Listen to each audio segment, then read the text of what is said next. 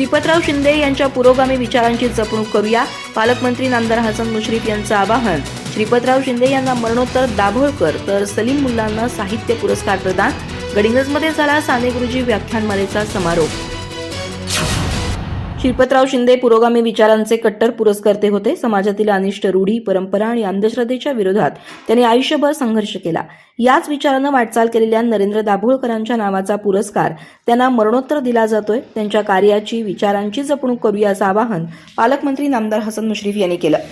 नगर परिषदेच्या साने गुरुजी सार्वजनिक वाचनालयाच्या लोकशिक्षण व्याख्यानमालेचा समारोप झाला. नगरपालिकेच्या वतीनं देण्यात येणारा डॉक्टर नरेंद्र दाभोळकर सामाजिक कृतज्ञता पुरस्कार माजी आमदार ॲडव्होकेट श्रीपतराव शिंदे यांना मरणोत्तर देण्यात आला. त्यांच्या पत्नी श्रीमती उर्मिला शिंदे यांनी तो स्वीकारला. त्याशिवाय पूज्य साने गुरुजी साहित्य पुरस्कार साहित्यिक सलीम मुल्ला यांना, पूज्य साने गुरुजी आदर्श शिक्षक पुरस्कार अल्ताफ कुमनाळी यांना, कैलासवासी भिकाजीराव मोहिते आदर्श वाचक पुरस्कार राजेश पोवार आणि बेला मिनिंजिस यांना प्रदान करण्यात आला.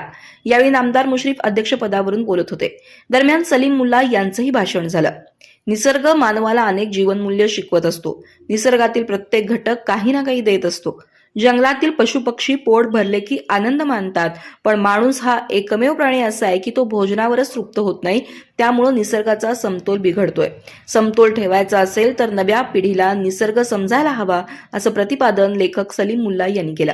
नगर परिषद प्रशासनाचे जिल्हा सह आयुक्त नागेंद्र मुतकेकर, जिल्हा प्रशासन अधिकारी देवानंद ढेकळे यांची प्रमुख उपस्थिती होती.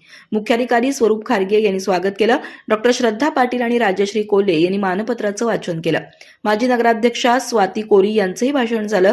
दाभोळकर पुरस्काराचे 25,000 आणि शिंदे कुटुंबियांकडून 5,000 असे 30,000 रुपये पालिकेच्या दिनकरराव शिंदे विद्यालयाला देण्यात आले. प्राध्यापिका अश्विनी पाटील यांनी सूत्रसंचालन केलं. प्राध्यापक शिवाजी पाटील यांनी आभार मानले.